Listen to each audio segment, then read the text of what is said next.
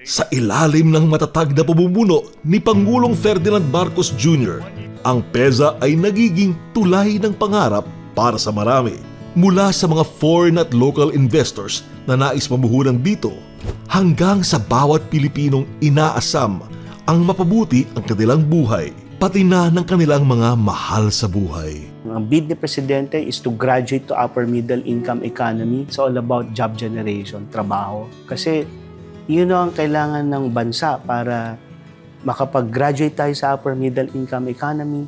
Patuloy ang mandato ng Pangulo na bigyang suporta ang mga negosyong namumuhunan sa bansa upang makalikha ng mas maraming trabaho at oportunidad para sa Pilipino. Ang pinakamaganda, mabigyan sila ng trabaho, malapit sila sa pamilya nila, at pati yung mga anak nila mapag-aral ho nila. Yan ho ang narrative ng PEZA. 1.8 million direct jobs na directly hired by companies inside the economic zones. Sa nagbabagong Pilipinas, patuloy ang trabaho, patuloy ang pagbabago.